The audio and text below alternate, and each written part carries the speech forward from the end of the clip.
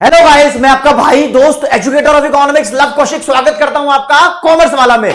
और दोस्तों, आज की क्लास में माइक्रो इकोनॉमिक्स से मैं लेकर आया हूं आपके लिए थ्योरी ऑफ सप्लाई का चैप्टर। एक क्लास में पूरा चैप्टर वन शॉट की फॉर्म में खत्म हो रहा है। एक एक कॉन्सेप्ट आपको क्रिस्टल क्लियर कर दूंगा। तो शुरुआत करेंगे। पहले आपको बता दूं कि पूरे चैप्टर में क्या करने वाला हूं, छोटी छोटी बात बताऊंगा। देखो, मोटे मोटे तौर पे लिखे हैं topics to be covered. Law of supply यहां पर किया जाएगा, individual supply, market supply, types of supply होती हैं। वैसे सप्लाई कर्व भी कराऊंगा, सप्लाई फंक्शन भी कराऊंगा, फैक्टर अफेक्टिंग सप्लाई भी कराऊंगा, डिटर्मिनेंट्स ऑफ सप्लाई भी कराऊंगा बहुत कुछ, लेकिन लिमिटेड टॉपिक्स यहां मोटे मोटे तौर पर लिखे हैं। फिर दोस्तों, मूवमेंट अलोंग सप्लाई कर्व, जिसको हम चेंज इन क्वांटिटी सप्लाइड भी बोलते हैं, इसका difference shift in supply curve से भी कराऊंगा। डायग्राम भी आएंगे, टेबल भी आएंगे। तो बहुत कुछ पढ़ने को है इस चैप्टर में। एकदम प्रैक्टिकल तरीके से पढ़ेंगे ताकि चीजें ना समझ में भी आने लगे असलियत में और याद भी होने लगे, ताकि एग्जाम को फोड़ के आए। कोई भी दिक्कत, डाउट, परेशान नहीं हो ना, तो प्लीज कमेंट सेक्शन में बताना कोई भी प्रॉब्लम हो इस चैप्टर से रिलेटेड। और अगर आपको क्वेश्चन सॉल्व करने हैं तो डीपीपी की फॉर्म में पीडब्ल्यू की ऐप पे आपको क्वेश्चंस मिल जाएंगे। वहां से प्लीज सॉल्व करें, प्रैक्टिस करें और अपना कॉन्फिडेंस रेज करें। पीडब्ल्यू की ऐप अगर आपने अभी तक डाउनलोड नहीं की है तो लिंक आपको डिस्क्रिप्शन में मिल जाएगा। तो दोस्तों, शुरुआत ही करेंगे चैप्टर की कि सप्लाई का मतलब क्या होता है। मैं नहीं पढ़ के बता रहा अभी पीछे क्या डेफिनेशन लिखी है मैंने, पहले असलियत में मतलब जानो। इस चैप्टर को अगर आपको समझना है तो अपने आप को मान के चलो तुम एक दुकानदार हो, सामान बेचने वाले हो, खरीदने वाले नहीं हो। जो बंदा अपने आप को यह मान के चलेगा कि मैं मार्केट में सामान बेचने वाला सेलर हूं, उसको यह चैप्टर आसानी से समझ में आएगा। समझे? तो एक एग्जांपल सेट करते हैं। मान लो तुम एक दुकानदार हो और तुम अपनी दुकान पे पेन बेच रहे हो, ठीक है। और भाई अलग अलग दुकानदार होते हैं, सबकी दुकान में कुछ ना कुछ सामान रखा होता है। और इन प्रैक्टिकल सच्चाई की बात बताऊं तो हर एक सेलर को ये उम्मीद नहीं होती डेली कि आज मैं दुकान पे आकर बैठा हूं चेयर पे तो मेरी पूरी की पूरी दुकान आज ही खाली हो जाएगी। असलियत में ऐसा नहीं होता। हाँ, सब चाहते हैं कि जितना सामान है दुकान पे जल्दी से जल्दी बिक जाए, लेकिन एक दिमाग में मेंटालिटी होती है ना, मेरी दुकान पे 5000 पेन रखे हैं तो यार कम से कम आज मुझे 500 पेन बेचने हैं। ऐसा होता है ना, ऐसा डेली का टारगेट होता है। एक पॉइंट ऑफ टाइम पर बंदा सोच के चलता है कि हाँ, इस टाइम पर मेरे इतने पेन बिक जाने चाहिए, है ना। तो वो वाली सोच बता रहा हूं। मान लो एक दुकान के पास 5000 पेन रखे हैं, 5000 क्वांटिटी ऑफ पेन रखी है, और वो चाहता है कि आज इसके 500 पेन बिक जाएं एक पर्टिकुलर प्राइस पे। मतलब जो भी प्राइस होगा, 10 रुपए का मान लो पेन है, 10 रुपए पे इसके 500 पेन बिक जाए। लेकिन असलियत में क्या उतने बिकते हैं जितने वो चाहते हैं? असलियत में उससे कम भी बिक सकते हैं और ज्यादा भी बिक सकते हैं। मान लो इस दुकानदार के 400 पेन असलियत में बिके हैं, तो अब यहां पर इकोनॉमिक्स समझो, जो आपके काम की चीज है। जितना माल उसका बिकता है उसको बोलते हैं उसकी सेल, ठीक है। जितना माल वो बेचना चाहता है वो है उसकी सप्लाई, और जितना उसकी दुकान पे रखा है दोस्तों वो है उसकी स्टॉक। तो बात यहां से क्लियर होती है। तीन अलग अलग कॉन्सेप्ट आपको डेफिनेशन कराऊंगा मैं सप्लाई की। तो यह बात तो आपके दिमाग में घुसनी चाहिए कि सप्लाई का मतलब यह नहीं होता कि सामान बिक गया। सप्लाई का मतलब एक इच्छा है, हाँ भाई 5000 पेन बिक जाएंगे तो मजा आ जाएगा। एक सेलर की विलिंगनेस है कि एक पर्टिकुलर प्राइस पे वो कितना सामान बेचना चाहता है। और थोड़ा और डीप समझोगे ना तो कैसे ये सप्लाई बदलती है। सेलर सोचता है 10 रुपए का पेन लोग खरीद रहे हैं तो मैं 500 पेन बेच दूंगा। अगर अभी कभी लोग बोले ना 15 रुपए का पेन खरीद लेंगे तो मैं कहूंगा सारे बिक जाए भाई। मतलब जब प्राइस बढ़ता हुआ दिखता है सेलर को, तो सेलर ज्यादा क्वांटिटी सेल करना चाहता है क्योंकि उसमें उसका प्रॉफिट मार्जिन बढ़ जाता है। खैर, इस बात को थोड़ी देर में देखते हैं। अभी सिर्फ सप्लाई का मीनिंग है, सप्लाई किसी भी चीज की वो क्वांटिटी है जो एक सेलर बेचना चाहता है किसी एक पर्टिकुलर प्राइस पे, और किसी एक गिवन पीरियड ऑफ टाइम की बात हो रही है। यानी ऐसा नहीं कि 5 महीने, 2 महीने, 3 दिन, 5 दिन की बात हो रही है, एक पॉइंट ऑफ टाइम की बात हो रही है। लाइक अभी मैं दुकान की सीट पे जाकर बैठा हूं तो अभी बोल रहा हूं हाँ मेरे को लगता है कि 500 पेन बिक जाने चाहिए, तो वो सप्लाई है। मैं 600 पेन बेचना चाहता हूं तो 600 पेन सप्लाई है। तो जितने बेचना चाहता हूं वो सप्लाई है। बिकेंगे या नहीं बिकेंगे वो बात दूसरी है, ठीक है। तो डेफिनेशन लिखी है प्यारी सी मीनिंग ऑफ सप्लाई की दोस्तों। तो supply of a commodity refers to the quantity which a seller is willing to sell. वो क्वांटिटी जो एक सेलर विलिंग टू सेल है, मतलब बेचना चाह रहा है। विलिंगनेस का मतलब होता है इच्छा, विश करता है वो कि बिक जाए, ठीक है। Eight a particular price and with in a given period of time. ये डेफिनेशन आपने लिखनी है। अगर आपको पसंद नहीं है कि यहां पर्टिकुलर प्राइस लिखना है तो आप लिख देना कोई स्पेसिफिक प्राइस। तुम कहोगे सर क्या खेल रहे हो भाई, कुछ नहीं, किसी किसी बच्चे को अलग अलग वर्ड चाहिए होते हैं, कोई स्पेसिफिक प्राइस लिख दो, कोई यूनिक प्राइस लिखना चाहता है वो लिख दो, कोई डिजायर्ड प्राइस लिखना चाहता है वो लिख दो, तो उसे डेफिनेशन पे कोई फर्क पड़ेगा नहीं। ये सप्लाई की डेफिनेशन है, इस बात को ध्यान रखना, ठीक है ना। अब यहां पर एक वर्ड भी आएगा क्वांटिटी सप्लाइड, उसको बाद में डिस्कस करूंगा, बस ये जान लो क्वांटिटी सप्लाइड सप्लाई से थोड़ा सा डिफरेंट है। अगर तुम्हें अभी की अभी डेफिनेशन याद करनी है तो फॉर्मूला बता देता हूं क्या करना है भाई। यहां जो स्पेसिफिक लिखा है ना, इस वर्ड को हटा के तुम डिफरेंट लिख दोगे तो डेफिनेशन बन जाएगी क्वांटिटी सप्लाइड की। बस इतना हाल फिलहाल अभी यहां ध्यान रख लो, बाकी बातें थोड़ी देर बाद जब उसका नंबर आएगा। अच्छा, दुकानदार है, सामान बेचना चाहता है, सामान बेच के प्रॉफिट कमाना चाहता है, सारा मुद्दा वहीं सेट बैठता है। हर एक दुकानदार का मेन मोटिव यही होता है, सेलर का। तो प्राइस का सप्लाई से कोई ना कोई रिश्ता है, वो रिश्ता सेट करते हैं जरा। प्राइस और सप्लाई आपस में रिलेटेड है, किसी भी कमोडिटी की बात कर रहे हैं। ऐसा कहा जाता है कि किसी भी चीज का अगर प्राइस बढ़ता है तो सप्लाई बढ़ जाती है। क्या तुम्हें किसी ने बताया कि प्राइस बढ़ता है तो सप्लाई क्यों बढ़ेगी? क्यों बढ़ेगी सप्लाई? उसके पीछे का पहले कारण देखो। अगर किसी भी चीज का प्राइस बढ़ रहा है ना, तो इसमें यह माना जाता है कि प्राइस के अंदर दुकानदार का प्रॉफिट का हिस्सा बढ़ रहा है। प्रॉफिट के हिस्से को बोलते हैं प्रॉफिट मार्जिन, बढ़ रहा है, तो इस वजह से सप्लाई बढ़ रही है उस्ताद, एवं नहीं बढ़ रही, ठीक है। और अगर प्राइस कम हो जाता है, कोई चीज सस्ती हो जाती है, तो उसमें उस दुकानदार का प्रॉफिट का मार्जिन कम हो जाता है और फिर सेलर का मूड खराब हो जाता है, कहता है यार अब नहीं मन कर रहा इसको बेचने का क्योंकि इसमें प्रॉफिट ही नहीं है। तो ओवरऑल क्या पता लगता है कि देखो प्राइस के इंक्रीज होने की वजह से, ये प्राइस बढ़ा था, सप्लाई भी बढ़ रही है, प्राइस के डिक्रीज होने की वजह से सप्लाई भी डिक्रीज हो रही है। तो जब दो चीजें एक साथ बढ़ने लगे, प्राइस बढ़ा तो सप्लाई बढ़ी और प्राइस बढ़ा तो सप्लाई कम हो गई, ऐसे रिश्ते को बोलते हैं पॉजिटिव रिश्ता है। तो प्राइस और सप्लाई में पॉजिटिव रिश्ता है और इसको लिख दिया यहां पर। अब आपकी बुक में अलग अलग बुक से अगर तुम पढ़ रहे हो तो इसको पॉजिटिव रिलेशन या फिर डायरेक्ट रिलेशन भी बोलते हैं, डायरेक्ट रिलेशनशिप। इस बात को ध्यान रखो। तो price of the commodity and supply of a commodity are positively related with each other. It means that as price rises supply also rises, as price falls supply also falls. Easy terms में याद हो गया।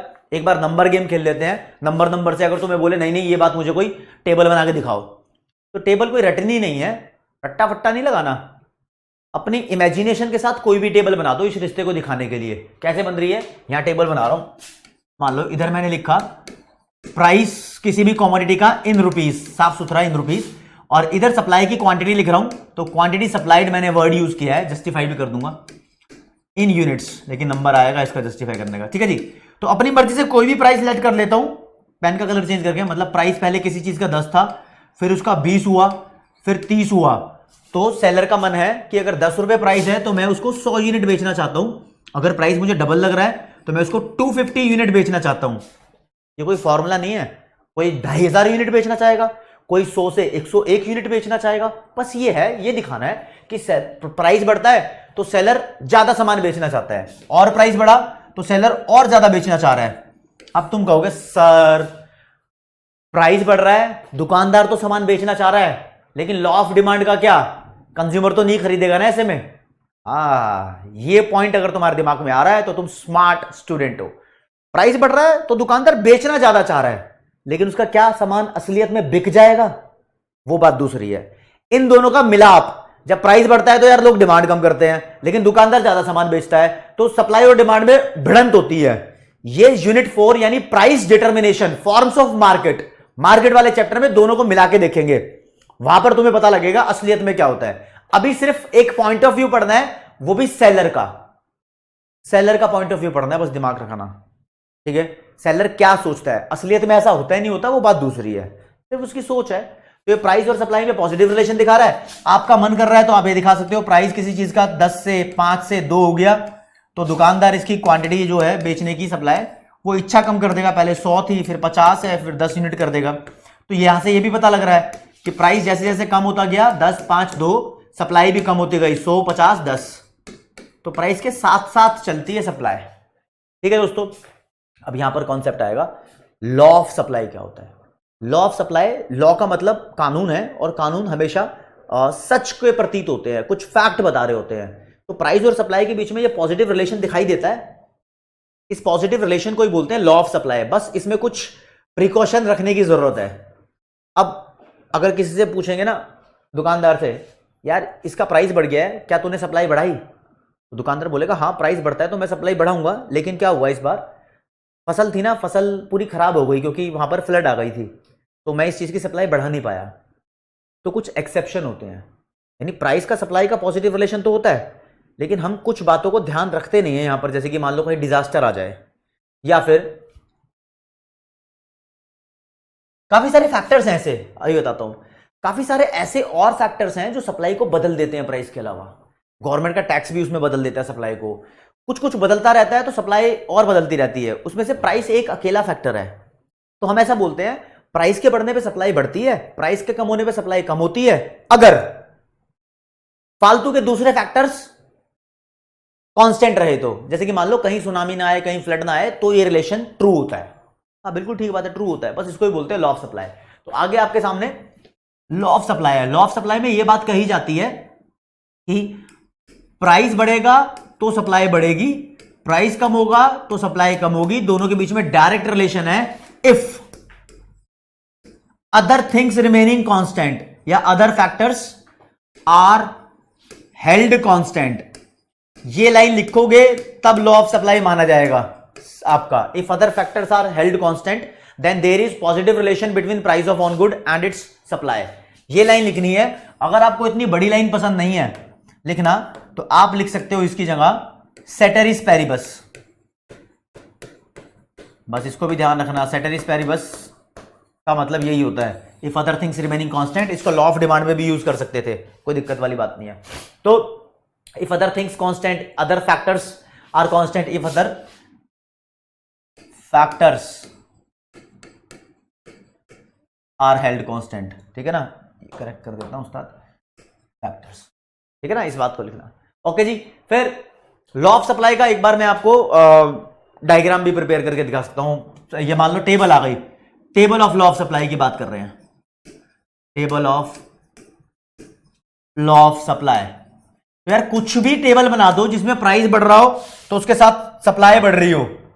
ठीक है, जैसे कि मान लो price 10 से 20 हुआ, छोटी सी टेबल बना लो, तो क्वांटिटी सप्लाइड, जो मैं वर्ड यूज कर रहा हूं, ये 100 से 200 हो गई।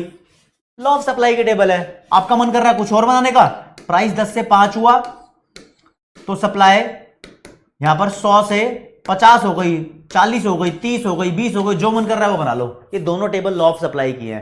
ज्यादा लंबी टेबल खींचने का फायदा नहीं है। 10, 20, 30, 40 तक प्राइस बढ़ाओ, फिर सप्लाई भी उसके हिसाब से बढ़ाओ, समझे। और अब लॉ ऑफ सप्लाई का डायग्राम देख लो, diagram of law of supply. एक सप्लाई कर्व बनाना है उस्ताद। वाई एक्सिस पे लिखेंगे price of the commodity in rupees, और यहां लिखेंगे क्वांटिटी सप्लाइड इन यूनिट्स, और ये सप्लाई कर्व पॉजिटिवली स्लोप्ड होगा। ये लो जी, अब ये सप्लाई कर्व है जो कि प्राइस और सप्लाई के बीच में रिश्ता दिखा रहा है। ठीक है, अब तुम्हें नंबर से नहीं खेलना, यहां पर अल्फाबेट से खेलेंगे। कैसे खेलेंगे देखो, कोई भी पॉइंट इसका कैच कर लो। मान लो ये वाला पॉइंट कैच कर लिया, ये बता रहा है सामने कि प्राइस P1 है, यानी यहां से लेकर यहां तक OP1 है, और इस पॉइंट पर सप्लाई Q1 है। लेकिन अगर प्राइस बढ़ जाता है किसी रीजन की वजह से P2 तक, तो उसकी वजह से देखो पॉइंट पे सप्लाई भी बढ़ जाती है Q2 तक। तो ये एरो जो मैंने बनाया है ये बहुत इंपॉर्टेंट है। तो यार ये डायग्राम है लॉ ऑफ सप्लाई का। आप इसको और कंप्लीट कर सकते थे, प्राइस कम करके दिखा देते, P3 पे कम हो रहा है तो सप्लाई भी कम हो जाती Q3 पे, तो प्राइस बढ़ने से सप्लाई बढ़ी, प्राइस कम होने से सप्लाई कम हो गई, सेट हो गया लॉ ऑफ सप्लाई का डायग्राम। आप आधा भी बनाते डायग्राम को, यानी प्राइस कम करके नहीं दिखाते, तो भी ये सही और ट्रू माना जाता। ये ना यार बेसिक्स हैं इस चैप्टर के, लॉ ऑफ सप्लाई क्या होता है, सप्लाई का मीनिंग क्या होता है, इसके आगे और मतलब लेवल है चैप्टर का। हमें क्या करना है ना, जब भी आपको ये चैप्टर पढ़ना हो तो इसको एक बार देख लोगे तो चैप्टर की सारी चीजें आपके दिमाग में खुलने लग जाएगी, समझ में आ जाएगा। फिर इस चैप्टर के लास्ट में मैं क्या करूंगा, आपको कुछ इंपॉर्टेंट टॉपिक्स बता दूंगा, आपको यह भी बता दूंगा कि एग्जाम के अंदर इस चैप्टर से क्वेश्चन कैसे आता है। फिर आपका काम बढ़िया हो जाएगा। भाई नंबर लाने नहीं लाने, नंबर आएंगे जब तुम चीजों को समझोगे। ओके दोस्तों, हाँ मैं बोल रहा हूं, फिर भी दिक्कत हो तो कमेंट में बताना। आगे लॉ ऑफ सप्लाई की स्टेटमेंट लिखी हुई है आपसे, लॉ क्या होता है, आपने लिखना कैसे है। तो लिखा है दिस लॉ स्टेट्स दैट, इस बात को समझ लो, जितने भी लॉ होते हैं वो स्टेट होते हैं। स्टेट मतलब बयान, ये लॉ बयान करता है, बताता है, डिफाइन नहीं होते। लॉ नहीं बोलते this law defines that, the meaning of this law is that, ऐसे लैंग्वेज नहीं बनाते, हमेशा स्टेट्स। ठीक है, states that if other factors are held silent या कांस्टेंट, यानी इसको ही बोलते हैं ना ceteris paribus, then there is positive relationship between price of on good and its quantity supplied, that's it.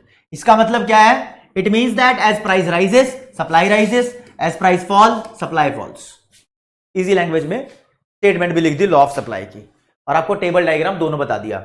अब दोस्तों यहां पर ये लिखे हैं डिटर्मिनेंट्स ऑफ सप्लाई, इसका मतलब होता है factors affecting supply, factors affecting supply of a commodity. भाई क्या है ये, क्या मैटर है ये वो सब 8 फैक्टर लिखे हैं जो सप्लाई को बदल सकते हैं, कभी सप्लाई को बढ़ा सकते हैं, कभी सप्लाई को कम कर सकते हैं। यानी दुकानदार का हिसाब किताब डगमगा जाएगा अगर इनमें से कोई फैक्टर ऊपर नीचे हो गया तो। एक एक करके ये फैक्टर डिस्कस करेंगे। पहले नंबर पे देखो क्या लिखा है, प्राइस ऑफ ऑन गुड। ये प्रॉपर लॉ ऑफ सप्लाई से जुड़ा हुआ फैक्टर है। अभी अभी हमने किया था कि प्राइस सप्लाई को बदल सकता है, बिल्कुल बदल सकता है। प्राइस बढ़ेगा तो सप्लाई बढ़ जाएगी, और प्राइस कम हो जाएगा तो सप्लाई कम हो जाएगी, है ना। कब, if these factors are remaining constant, जब भी किसी एक फैक्टर को पढ़ाऊंगा तो बाकी सब फैक्टर्स को हम कांस्टेंट मानेंगे। जब ये वाला फैक्टर पढ़ेंगे ना तो बाकी ऊपर नीचे जो भी लिखे हैं वो कांस्टेंट। जब दूसरे नंबर का पढ़ाऊंगा ना तो पहला और जो जितने भी नीचे लिखे हैं वो सब कांस्टेंट। मतलब एक फैक्टर की पढ़ाई होगी तो सभी फैक्टर्स को दिमाग में नहीं रखेंगे, वो सारे साइलेंट होंगे। ये पढ़ने की तमीज है, ये पढ़ने का तरीका है, तभी चीजें समझ पाएंगे। ठीक है, और असली लाइफ में ये सारे फैक्टर्स एक साथ एक्टिवेट हो जाते हैं, सब एक साथ काम करते हैं। प्राइस भी बढ़ रहा होता है, कहीं तूफान भी आ जाता है, टैक्स भी बढ़ रहा होता है, किसी चीज पे सब्सिडी कम हो जाती है, सब कुछ हो जाता है। असलियत में सब कुछ होता है। तो असलियत भी दिमाग में रखनी है, और पेपर में नंबर कैसे आएंगे वो भी दिमाग में रखना है। ठीक है ना, हर तरीके से। खैर समझाना शुरू कर रहा हूं मैं। तो कहते हैं प्राइस और सप्लाई के अंदर पॉजिटिव रिलेशन है। यहां मैंने पॉजिटिव निशान डाल दिया, आप इससे समझ जाना। तो एक एक फैक्टर एक्सप्लेन कर रहा हूं। आगे देखो, पहला फैक्टर लिखा है प्राइस ऑफ ऑन गुड, ऐसे लिख दिया ना नंबर 1। ऐसे हर एक फैक्टर एक्सप्लेन करता रहूंगा। आप बोलोगे सर जो आप लिख रहे हो ना बोर्ड पे, ये चीज आपको भी चाहिए नोट्स की फॉर्म में, तो पीडब्ल्यू की ऐप पे आप विश्वास बैच में जाओगे तो आपको ये सब मिल जाएगा, सब मिल जाएगा ये। ठीक है ना, सब मिल जाएगा आपको अनोटेड स्लाइड जैसे मैं लिख रहा हूं वैसे। तो प्राइस ऑफ ऑन गुड क्या बोलता है, if other factors are held constant या साइलेंट, जो मर्जी लैंग्वेज यूज कर लो, there is a positive relation between price and supply, that's it. सीधा लॉ ऑफ सप्लाई वाली बात लिखी है भाई, कुछ अलग नहीं लिखा। तो यहां पर पॉजिटिव रिश्ता है, इतना कह के छोड़ रहा हूं इसको मैं। पेन का कलर कौन सा यूज करूं यार, येलो कर लूं, ये वाला करते हैं, ये वाला मोटा करते हैं थोड़ा सा। ठीक है ना। दूसरा फैक्टर लिखा है प्राइस ऑफ फैक्टर इनपुट्स। इसको पढ़ने से पहले समझना जरूरी है, क्योंकि सबसे खतरनाक फैक्टर यही वाला है। देखो, जब भी कोई चीज, कोई सामान बनाते हो, मान लो आप समोसे आप नहीं बना रहे यार, ठीक है, मान लो कोई भी बंदा समोसे बना रहा है, ठीक है, तो समोसे बनाने के लिए उसको रॉ मटेरियल चाहिए होगा। समोसे के अंदर आलू है, मसाले हैं, मैदा है, तेल लगा है, बहुत सारी चीजें हैं। तो जो चीजें समोसे को बनाने के लिए लगी हैं वो चीजें इनपुट्स कहलाती हैं, रॉ मटेरियल कहलाती हैं, है ना। एम्प्लॉइज की सैलरी भी दी गई है उसके लिए, किराया भी दिया गया जमीन का। तो जो भी चीजें उसके अंदर इस्तेमाल हो रही हैं बनाने के लिए, या फिर जिन चीजों ने हेल्प किया समोसा बनाने के लिए, उन चीजों को बोलते हैं factor inputs. Land, labour, capital, entrepreneurship भी फैक्टर इनपुट्स होते हैं, उनकी बात कर लो, कोई दिक्कत नहीं है। ठीक है, मान लो आप 10 रुपए का एक समोसा बनाकर मार्केट में 15 रुपए का बेच रहे हो, तो जितने का तुम समोसा बना रहे हो वो तुम्हारी कॉस्ट है, जितने का तुम मार्केट में समोसा बेच रहे हो वो प्राइस है, और इन दोनों के बीच का जो अंतर है वो तुम्हारा प्रॉफिट है। इतना पैसा तुम कमा रहे हो यार, 5 रुपए हर समोसे पे, लेकिन सिचुएशन बदलती है। अब प्राइस तो तुम्हारा 15 ही है, लेकिन किसी कारण की वजह से समोसे का जो प्राइस था इनपुट्स का, वो 10 की जगह 12 का हो गया, यानी प्राइस ऑफ इनपुट बढ़ गया। आप पहले भी 15 का बेच रहे थे उसको, अब भी 15 का ही बेच रहे हो, ये सिचुएशन अज्यूम की हमने। तो पहले आप 5 रुपए का प्रॉफिट कमा रहे थे, अब आप 3 रुपए का प्रॉफिट कमा रहे हो।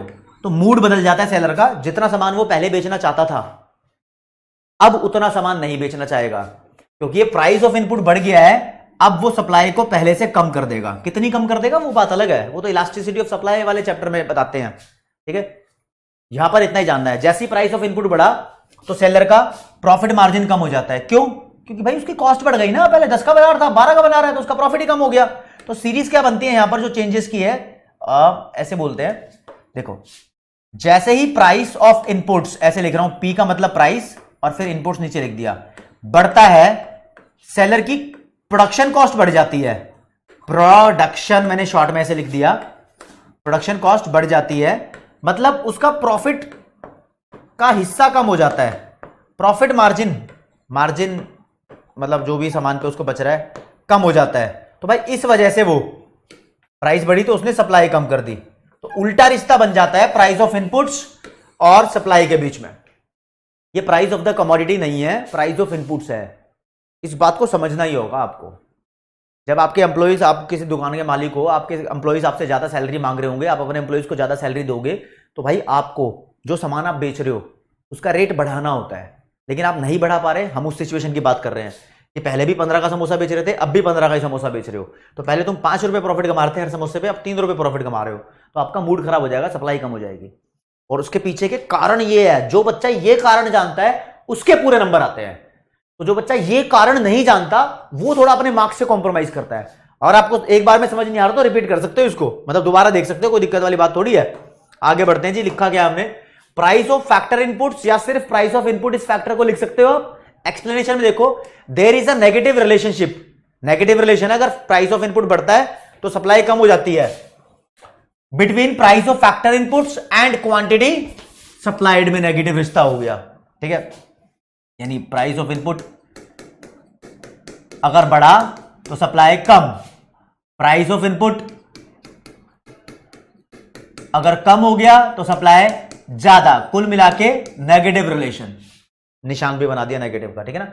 इसका मतलब क्या है, it means as the price of factor input rises it leads to rise in production cost, इसकी वजह से प्रोडक्शन कॉस्ट बढ़ जाती है, and thereby profit margin falls, profit margin कम हो जाता है, उसको कम बचेगा, एंड हेंस सप्लाई फॉल्स। इतना लिख दिया। इसका उल्टा भी लिख सकते थे आप, लिख दो and vice versa, and vice वर्सा। इसका मतलब होता है जो भी बातें लिखी है उसका उल्टा भी पॉसिबल है। इसके बीच के अंदर का मैटर है ना, बेसिकली बच्चे क्या करते हैं, इतनी बात लिख देते हैं, प्राइस इनपुट बढ़ा सप्लाई कम, प्राइस इनपुट कम सप्लाई ज्यादा। लेकिन जो चैंपियन, जो टॉपर स्टूडेंट होते हैं ना, पूरी कहानी लिखते हैं, इनपुट बढ़ा उसकी वजह से प्रोडक्शन कॉस्ट बढ़ी, उसकी वजह से प्रॉफिट मार्जिन कम हुआ, और फिर उसकी वजह से सप्लाई कम हुई, ठीक है। तो ऐसे लिखते हैं वो बच्चे। ये भाई 2 फैक्टर हो गए, तीसरे फैक्टर पे आ गए हैं। प्राइस ऑफ अदर गुड्स लिखा है, ये कोई सब्स्टिट्यूट और कॉम्प्लीमेंट्री की बात नहीं कर रहा। पहले एग्जांपल लो, मान लो एक दुकानदार है, वो 2 सामान बेच रहा है, एक बेच रहा है गुड एक्स और एक बेच रहा है गुड वाई। दोनों ही गुड्स 10 रुपए की है, 10 रुपए की दोनों को बेच रहा है, दोनों में उसको बराबर का प्रॉफिट हो रहा है, ठीक है। लेकिन होता क्या है, थोड़ी सी समय के बाद एक्स का प्राइस 15 रुपए हो जाता है, तो वाई का प्राइस 10 का 10 ही रहता है, यानी प्राइस ऑफ गुड एक्स बढ़ गया। तो यार एक्स में उस दुकानदार का प्रॉफिट भी बढ़ जाता है,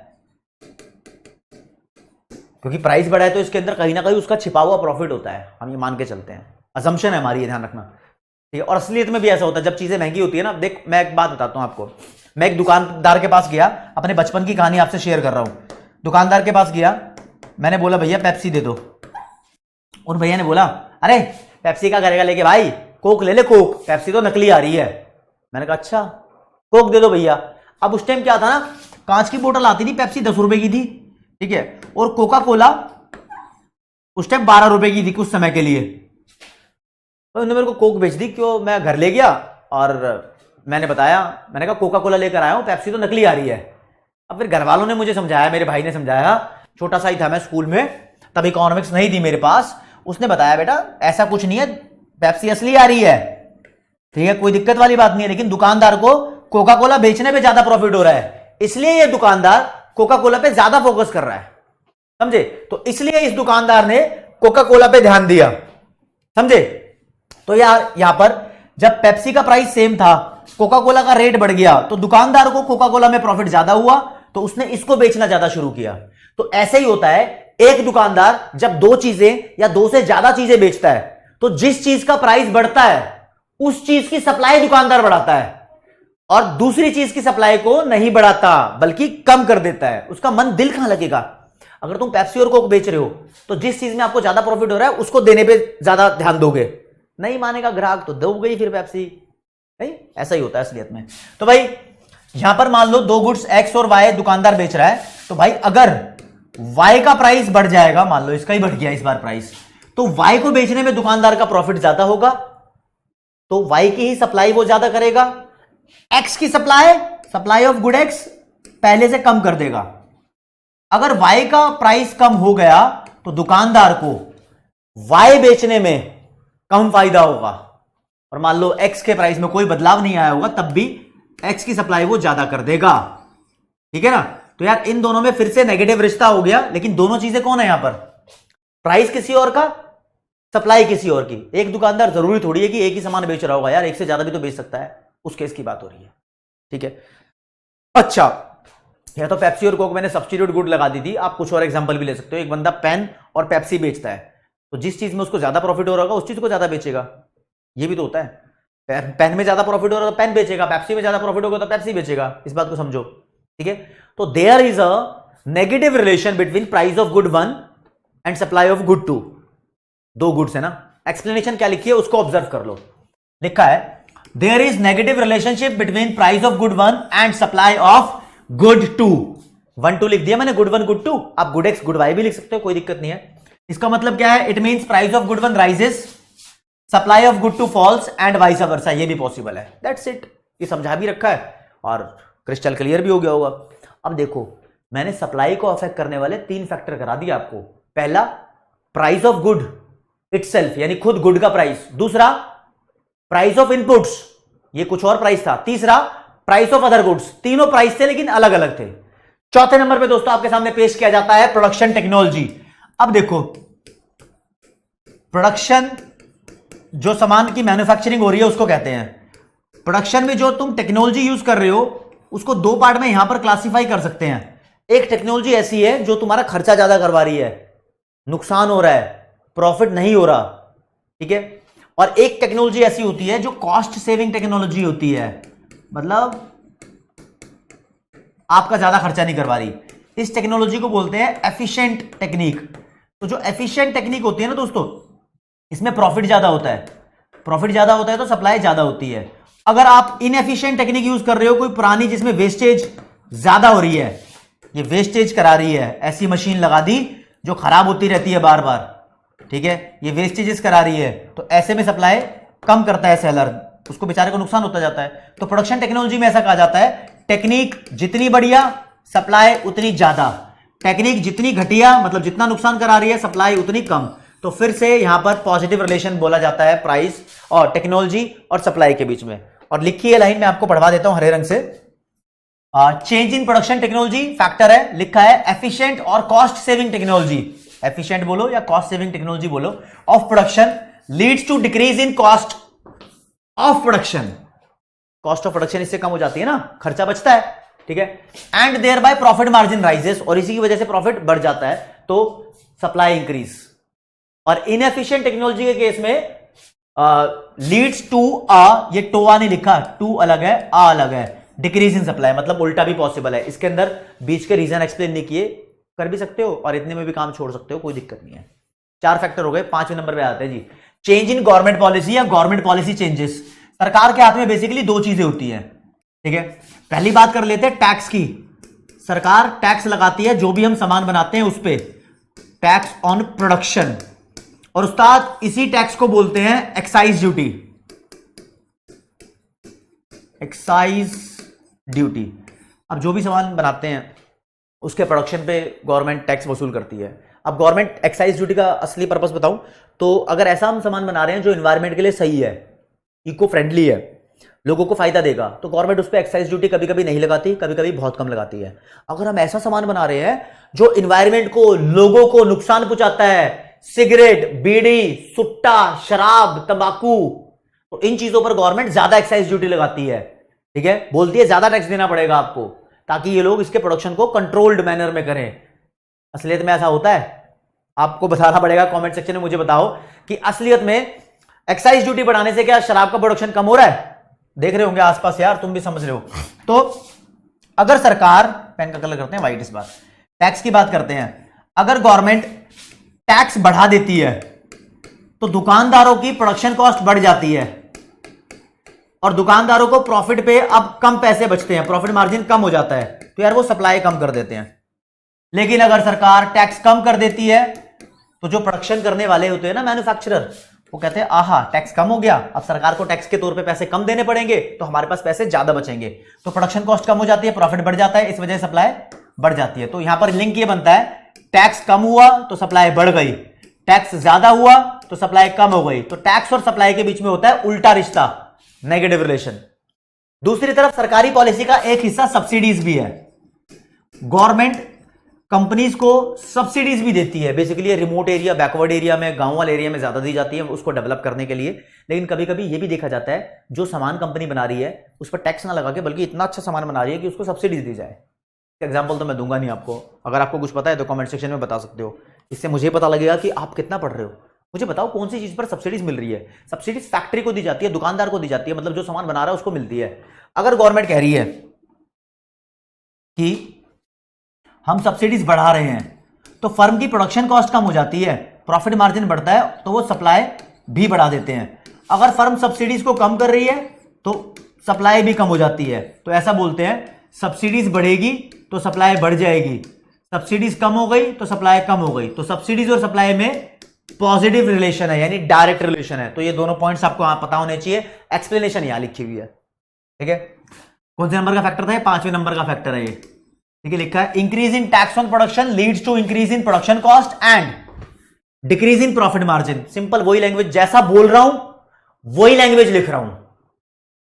साफ लिखा है टैक्स ऑन प्रोडक्शन अगर बढ़ गया तो उसकी वजह से प्रोडक्शन कॉस्ट बढ़ जाएगी, प्रॉफिट मार्जिन डिक्रीज हो जाएगा, हेंस सप्लाई डिक्रीज। और सब्सिडीज के बारे में वैसे लिखा है अगर इंक्रीज इन सब्सिडीज होती है तो उसकी वजह से प्रोडक्शन कॉस्ट डिक्रीज हो जाएगी और फिर इंक्रीज होगा प्रॉफिट मार्जिन दुकानदार या सेलर का और सप्लाई इंक्रीज होगी, एंड वाइसा वर्सा भी इसका पॉसिबल है। ये भी लिख दोगे, लेकिन जितना लिखा है उससे काम चल जाएगा उस्ताद। ठीक है, यहां पर भी लिख सकते थे इसमें भी वाइसा वर्सा। अभी तो फैक्टर चालू है, फैक्टर का काम चालू है, 5 फैक्टर हो गए हैं, 6ठे नंबर वाले फैक्टर पे आ जाते हैं। काम की चीज है, factor affecting supply is very important question from the theory of supply chapter. ठीक है जी। अगला, नंबर ऑफ फर्म्स या सेलर्स। ऐसा कहते हैं अगर मार्केट में नंबर ऑफ फर्म्स ज्यादा हैं तो भाई मार्केट की टोटल सप्लाई, मतलब 4 दुकानदार से ज्यादा 5 दुकानदार सामान बेचते हैं, मतलब क्वांटिटी अवेलेबल रखते हैं बेचने के लिए। ठीक है, तो मार्केट सप्लाई टोटल बढ़ी जाती है। अगर नंबर ऑफ सप्लाई कम है तो मार्केट सप्लाई भी कम हो जाती है। तो ऐसा पॉजिटिव रिलेशन है नंबर ऑफ फर्म्स में और सप्लाई ऑफ अ कमोडिटी में। आसान है ये तो, ठीक है ना। तो इसको मैं लिख नहीं रहा, लिख सकते हो, मैं बोल रहा हूं ना तो आप अपनी कॉपी में नोट कर सकते हो। There is a positive relationship between number of firms and supply of a commodity. As number of firms rises supply also rises, as number of firms falls supply also fall. ठीक है जी। अगला, climate change. मौसम का बदलना भी supply को बदलता है। अगर क्लाइमेट चेंज तुम जो सामान बना रहे हो उसके फेवर में है, यानी अगर तुम ऐसी चीज का प्रोडक्शन कर रहे हो जिसमें खेती कर रहे हो एग्रीकल्चर में, जिस चीज के लिए बारिश की जरूरत है और बारिश आ गई उतनी, तो प्रोडक्शन ज्यादा हो जाएगा। लेकिन मौसम कभी कभी अनफेवरेबल भी होता है। बारिश की जगह मान लो बाढ़ आ गई है, आती रहती है बहुत सारे इलाकों में, बिहार में बहुत बाढ़ आती है यार, बहुत सारी फसलें खराब होती है हर साल। तो अनफेवरेबल जब क्लाइमेट होता है तो सप्लाई कम हो जाती है और फेवरेबल क्लाइमेट होता है तो सप्लाई बढ़ जाती है। तो यहां पर भी पॉजिटिव रिश्ता है। मौसम फेवरेबल हुआ तो सप्लाई बढ़ गई, मौसम अनफेवरेबल हुआ तो सप्लाई भी कम हो गई। इन चीजों को समझते हुए चलना है और लैंग्वेज में आपको बता ही रहा हूं। ठीक है, favourable climate change leads to increase in supply and unfavourable climate change leads to decrease in supply. That's it, है ना। अगला और लास्ट फैक्टर, फर्म का ऑब्जेक्टिव। भाई फर्म का ऑब्जेक्टिव क्या हो सकता है? काफी सारी फर्म्स चाहती हैं कि प्रॉफिट कमा ले, प्रॉफिट मैक्सिमाइजेशन। काफी सारी फर्म्स चाहती हैं सेल्स मैक्सिमाइजेशन। जो फर्म्स प्रॉफिट ज्यादा कमाना चाहती हैं, ठीक है, वो भी सामान बेचना चाहती है। जो फर्म सेल्स को मैक्सिमाइज करना चाहती है, वो भी सामान बेचना चाहती है। तो यहां पर फर्म के ऑब्जेक्टिव पे ध्यान रखना पड़ता है कि फर्म का ऑब्जेक्टिव क्या है सामान को बेचने का। अगर फर्म सिर्फ सेल्स मैक्सिमाइज करना चाहती है तो वो सप्लाई ज्यादा करेगी, क्योंकि उसको लगता है कि सप्लाई बढ़ेगी तो ऑटोमेटिकली उस फर्म का सर्वाइवल हो जाएगा। तो यहां पर डिपेंड करता है। अगर फर्म प्रॉफिट मैक्सिमाइज करना चाहती है, मान लो प्रॉफिट मैक्सिमाइज की बात करते हैं, प्रॉफिट मैक्सिमाइजेशन का ऑब्जेक्टिव है, अलग अलग बुक में अलग अलग एक्सप्लेनेशन है इस वाले फैक्टर की, हम इस तरीके से कर रहे हैं। या फिर फर्म का सेल्स मैक्सिमाइजेशन वाला ऑब्जेक्टिव है। भाई प्रॉफिट मैक्सिमाइजेशन वाला है तो वो सप्लाई पे ध्यान नहीं देगी, देगी सिर्फ प्रॉफिट पे ध्यान। तो ऐसे में वो सप्लाई को कंपेरेटिवली कम रखेगी और ऐसे में कंपेरेटिवली ज्यादा रखेगी, यानी एक दूसरे से कंपेयर कर रहे हैं। अगर मान लो प्रॉफिट मैक्सिमाइजेशन का ऑब्जेक्टिव है मैं 10 किलो आलू बेचूंगा, लेकिन अगर सेल्स मैक्सिमाइजेशन का मेरा ऑब्जेक्टिव है तो मैं 100 किलो आलू बेच सकता था, चाहे मुझे इस पे प्रॉफिट कम हो, कोई दिक्कत नहीं है। तो it depends on the objective. भाई ये हो गए फैक्टर अफेक्टिंग सप्लाई, या फिर इसको बोलते हैं डिटर्मिनेंट्स ऑफ सप्लाई। ठीक है, अगला टॉपिक आपके सामने टाइप्स ऑफ सप्लाई है। टाइप्स ऑफ सप्लाई आने से पहले मैं आपको बता दूं कि क्वेश्चन अगर ऐसे आ गया, state any 3 factors affecting supply, state any 3 factors affecting supply आ गया उस्ताद। तो यार इसका जब आंसर लिखोगे आप तो आंसर में स्टेट करना है, एक्सप्लेन नहीं करना, एक्सप्लेन नहीं करना, सिर्फ नाम लिखने हैं फैक्टर्स के। तो 8 फैक्टर कराए हैं, कोई भी 3 फैक्टर के नाम लिख दो। ठीक है, मैं नहीं बता रहा कौन से हैं, 8 कराए हैं, तुम जो मर्जी लिख दो। 3 तो प्राइस वाले ही हैं, price of on good, price of inputs, price of other goods. बाकी टेक्नोलॉजी भी है, नंबर ऑफ फर्म भी है, क्लाइमेट चेंज भी है, और चेंज इन टेक्नोलॉजी के अलावा गवर्नमेंट पॉलिसी चेंज भी है, टैक्स वाला भी है, सप्लाई सब्सिडीज वाला भी है। There are so many factors, कोई भी 3 लिख सकते हो। ठीक है, अगला टाइप्स ऑफ सप्लाई। भाई सप्लाई 2 तरीके की होती है, एक होती है इंडिविजुअल सप्लाई और एक होती है मार्केट सप्लाई। मार्केट सप्लाई, किसी एक कमोडिटी की सप्लाई की बात हो रही है, एक कमोडिटी की। ठीक है, एक दुकानदार जितना सामान बेचना चाहता है उसकी सप्लाई को बोलेंगे इंडिविजुअल सप्लाई। तो इंडिविजुअल सप्लाई किसी भी सिंगल दुकानदार की सप्लाई है, supply of a single seller, supply bye a single seller बोल दो। लेकिन जितने भी सेलर मार्केट में है, मार्केट में दुकानदार बहुत सारे होते हैं, डिपेंड करता है कितनी बड़ी मार्केट है, लेकिन हम अपने कॉन्सेप्ट को आसान बनाना चाहते हैं। तो मान लो कि मार्केट में जो सामान की हम बात कर रहे हैं, पेन की बात कर रहे हैं, पेन को बेचने वाले सिर्फ 2 दुकानदार हैं, तो दोनों दुकानदार की सप्लाई को टोटल कर दो। ठीक है ना, सम ऑफ सप्लाई, सप्लाई को मैंने ऐसा लिख दिया, बाय ऑल द सेलर्स, सभी सेलर्स की सप्लाई को टोटल कर दो, तो you will get market supply. कैसे, अभी दिखाता हूं। इंडिविजुअल सप्लाई को समझ लो पहले। Individual supply refers to the supply of a commodity by a single seller at a particular point of time. Single seller है, इसकी अगर टेबल पूछे आपसे तो टेबल बना दो, एक तरफ प्राइस एक तरफ क्वांटिटी सप्लाइड। कुछ भी मान लो प्राइस बढ़ रहा है 10 20 30, सप्लाई भी बढ़ रही है 100 200 300, आपका मन करे तो 1000 2000 3000 कुछ भी लिख दो। आपका मन करे प्राइस डिक्रीज करके दिखाना है तो सप्लाई भी डिक्रीज करके दिखा देना, टेबल अपने इच्छा अनुसार बदल देना, कोई दिक्कत नहीं है। फिर मार्केट सप्लाई क्या होती है, it refers to the sum total of the supply of a commodity by all the sellers in a market. एक मार्केट में जितने भी सेलर हैं उन सबके सप्लाई का टोटल कर दो, आपको मिल जाएगी मार्केट सप्लाई। मिल जाएगी ना, समझाता हूं कैसे। Example, let's say there are only 2 sellers, there are only 2 sellers in the market, और इन सबका नाम क्या है दोनों का, दैट इज एक बंदे का नाम है ए, एक बंदे का नाम है बी, इनकी बात कर रहे हैं। और यहां मैंने लिख रहा हूं प्राइस किसी कमोडिटी का 10 20 30, और यहां लिख रहा हूं सप्लाई बाय ए यहां लिख रहा हूं सप्लाई बाय बी, दोनों बंदे कुछ ना कुछ सामान बेचना चाहते हैं ना, तो हरे रंग से दिखाते हैं, व्हाइट से दिखाएंगे, मूड चेंज। 10 रुपए पे ये 100 यूनिट बेचना चाहता है, ये 500 यूनिट बेचना चाहता है, ये 200 यूनिट बेचना चाहता है, ये 800 यूनिट बेचना चाहता है, ये 500 यूनिट बेचना चाहता है, ये 1500 यूनिट बेचना चाहता है। तो कोई नहीं, इनका इंडिविजुअल डिसीजन है।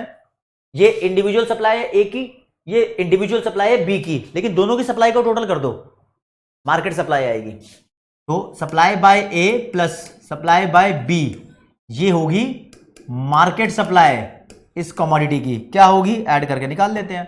100 प्लस 500 600, 200 प्लस 800 1000, 500 प्लस 1500 2000 उस्ताद।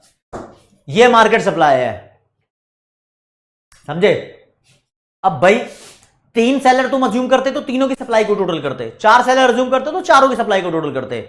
अब किसी किसी स्कूल के अंदर मुश्किल क्वेश्चन आ जाता है, टेबल बनी बनाई दे देते हैं वाला न्यूमेरिकल, ए की और बी की सप्लाई दी होती है, बोलते हैं कैलकुलेट करो मार्केट सप्लाई, तो दोनों को जोड़ दो। ए की, बी की और सी की भी सप्लाई दी होती है, तो तीनों को जोड़ दो, मार्केट सप्लाई आ जाएगी। कभी कभी ए की सप्लाई और मार्केट सप्लाई गिवन होती है, बी की नहीं गिवन होती, तो इसका और इसका अंतर निकाल दो, बी की सप्लाई आ जाएगी। इधर कॉन्सेप्ट आपने किया तो आप अच्छे से कर सकते हो, ठीक है ना। फिर इंडिविजुअल सप्लाई और मार्केट सप्लाई, इन दोनों के फैक्टर्स भी देखने हैं। फैक्टर अफेक्टिंग सप्लाई देख लिया हमने, 8 फैक्टर हैं। अब बता रहा हूं ऐसे फैक्टर्स जो सिर्फ इंडिविजुअल सप्लाई को बदलेंगे, उन्हें बोलते हैं फैक्टर्स अफेक्टिंग इंडिविजुअल सप्लाई। यानी ऐसी चीजें जो अकेले बंदे की सप्लाई को बदल दे, जो पूरी टीम की, पूरी मार्केट की सप्लाई को बदलेंगी, वो अलग है। अकेले की सप्लाई को बदलने वाली चीजें अलग है। चलो डिस्कस करते हैं। पहले नंबर पे प्राइस ऑफ ऑन गुड। भाई जो सामान मैं बेच रहा हूं उसका प्राइस बदलेगा तो मैं भी सप्लाई बदल दूंगा, तो है इंडिविजुअल सप्लाई का फैक्टर। फिर दूसरा प्राइस ऑफ फैक्टर इनपुट्स या सिर्फ प्राइस ऑफ इनपुट्स। भाई मेरे इनपुट्स महंगे हो गए तो मैं अपनी सप्लाई बदल दूंगा, बिल्कुल कर दूंगा। फिर है प्राइस ऑफ अदर गुड्स। मैं एक दुकान पे 2 सामान बेच रहा हूं और दूसरी गुड्स का प्राइस बदल रहा है, तो वो मुझे अट्रैक्ट करेगा कि मैं दोनों में से किसी की सप्लाई को बदलूं, तो अफेक्ट कर रहा है। भाई चेंज इन प्रोडक्शन टेक्नोलॉजी, जो मैं सामान बना रहा हूं उसकी जो टेक्निक है वो बदल रही है, तो ऑब्वियसली मैं सप्लाई ऊपर नीचे करूंगा उसके हिसाब से। फिर गवर्नमेंट पॉलिसी बदलेगी तो भी मैं सप्लाई बदलूंगा, लेकिन अगर क्लाइमेट बदलेगा ना, मौसम में सब फ्लड आ गई तो सबके लिए फ्लड आई है, हाँ मेरी तो सप्लाई बदलेगी, सबकी भी बदलेगी, फ्लड सबके लिए आई है, तो वो टोटल सप्लाई चेंज हो जाएगी, मार्केट की पूरी सप्लाई बदल जाएगी उसकी वजह से, ठीक है ना। इस बात को ध्यान रखना है ना। तो ये 5 फैक्टर्स हैं इंडिविजुअल सप्लाई के। और अगर मेरी सप्लाई बदलेगी तो क्या मेरी वजह से मार्केट की नहीं बदलेगी? तो बिल्कुल बदलेगी। अकेले बंदे की सप्लाई जब बदलती है तो उसकी वजह से मार्केट की सप्लाई जरूर बदलती है। तो जितने भी इंडिविजुअल सप्लाई के फैक्टर होते हैं वो सब मार्केट की सप्लाई के फैक्टर भी होते हैं। तो जब भी क्वेश्चन आएगा फैक्टर अफेक्टिंग मार्केट सप्लाई, तो उसमें सारे आते हैं, price of own good, price of input, price of other good, change in technology ये भी आएगा, और नंबर ऑफ फर्म्स भी आएगा, फर्म का ऑब्जेक्टिव भी आएगा, क्लाइमेट चेंज भी आएगा। ये सारे फैक्टर आएंगे, सारे के सारे फैक्टर्स आ जाएंगे उस्ताद। अब आप मुझे कमेंट सेक्शन में बताओगे इसमें से कौन सा मिसिंग है, 8 कराया था ना या 7 है, तो इसको ध्यान रखना इस तरीके से, ठीक है जी। अब आपको बताता हूं इंडिविजुअल सप्लाई और मार्केट सप्लाई में थोड़ा कर्व बना के इन दोनों के डायग्राम। सप्लाई कर्व के हिसाब से दिखाना है। अकेला कर्व ये जो सप्लाई का है ये इंडिविजुअल सप्लाई का है,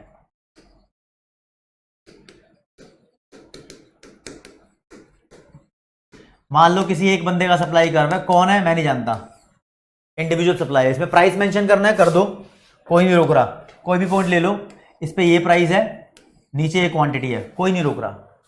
लेकिन जब तुम्हें मार्केट सप्लाई कर्व शो करना होगा, यहां मान लो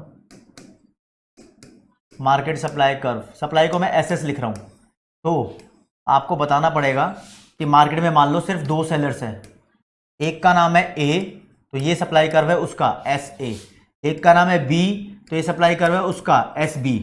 तो दोनों की सप्लाई को टोटल कर दो। कैसे करते हैं, कोई भी एक प्राइस ले लो, ये ले लिया, इस लाइन को सीधा डालो, ए कर रहा है सप्लाई कितनी, कुछ भी लिख दो यहां पर 10, बी कर रहा है कितनी, कुछ भी लिख दो 20, बस जितना भी लिखा है उन दोनों को जोड़ दो, 30 आएगा ना। तो यहां पर 30 कहीं ना कहीं देखो, ये 30 होगा, इसी लाइन को इस प्राइस तक लेकर जाओ और जो ये पॉइंट था इनके सामने यहां से एक लाइन डाल दो। ये जो पीले रंग का कर्व बना है ये मार्केट सप्लाई कर्व है, ये ए के सप्लाई और बी के सप्लाई को प्लस करके आया है, बस ये ध्यान रखना, ये मार्केट सप्लाई कर्व है, ये रहा, समझे? ऐसे बनता है। कैसे आया? ये पैरेलल होना जरूरी नहीं है, ये प्लस करके ऐसे आया है। यार मार्केट सप्लाई कर्व जो होता है ये इंडिविजुअल सप्लाई कर्व का टोटल होता है। कैसा? ऐसे टोटल हुआ है हॉरिजॉन्टली, ऐसे टोटल नहीं हुआ। तो इसके लिए एक वर्ड भी कहा जाता है horizontal some total of individual supply curve, supply curve. अगर दोस्तों इंडिविजुअल सप्लाई और मार्केट सप्लाई में अंतर आ जाता है, डिफरेंस क्या है, तो दोनों की डेफिनेशन पहला पॉइंट, दूसरा पॉइंट दोनों के फैक्टर अलग अलग हैं, मतलब जो सेम है तो सेम भी लिख देना, दोनों के फैक्टर्स, तीसरा दोनों का डायग्राम बना दो, चौथा दोनों की टेबल बना दो। 4 डिफरेंस हो गए हैं, जितने नंबर का आएगा उतने डिफरेंस उसके लिखने हैं आपको, ठीक है। अगला पढ़ते हैं, कॉन्सेप्ट है सप्लाई फंक्शन का। फंक्शन जो वर्ड है ये मैथ से बना है एक्चुअली। देखो सप्लाई में, किसी भी कमोडिटी की सप्लाई में, और उसके जो 8 फैक्टर अफेक्टिंग मैंने कराए हैं, इनके बीच में कोई ना कोई रिश्ता जरूर है। कभी पॉजिटिव रिश्ता है, कभी नेगेटिव रिश्ता है। बस जो इक्वेशन इस रिश्ते को दिखा दे उस इक्वेशन को बोलते हैं सप्लाई फंक्शन। जैसे कि मैं यहां लिख रहा हूं, supply of a good X is equal to function of इसके determinants, price of on good, price of other good को मैंने पी वाई लिख दिया, अब प्राइस ऑफ इनपुट को मैंने पी के नीचे नीचे आई लिख दिया, change in technology, number of firm, पता नहीं कितने लिखोगे, सारे लिखने, सारे लिख दो। लेकिन ये इक्वेशन है सप्लाई फंक्शन की, और जब भी सप्लाई फंक्शन की डेफिनेशन लिखोगे उसकी इक्वेशन लिखनी पड़ेगी आपको, ठीक है। तो क्या लिखा है, it refers to the functional relationship between supply of a commodity and its determinants. Determinants का मतलब फैक्टर अफेक्टिंग फैक्टर्स, ये ए आएगा यहां पर डिटर्मिनेंट्स में। किसी भी चीज का फंक्शन याद कर लो, सप्लाई फंक्शन चाहे डिमांड फंक्शन। डिमांड फंक्शन भी क्या होता है, functional relationship between demand and it's factor affecting. Supply function भी क्या होता है, functional relationship between supply and it's factor affecting. Same तरीके से डेफिनेशन बन रही है, आपको दोनों की याद हो जाएगी, ठीक है जी। अब ये सप्लाई फंक्शन अपने आप में 2 तरीके का होता है, ठीक है। एक होता है individual supply function, types of supply function है इंडिविजुअल सप्लाई फंक्शन। जैसे सप्लाई 2 तरीके की थी, ऐसे ही सप्लाई फंक्शन भी 2 तरीके का है। एक होता है मार्केट सप्लाई फंक्शन,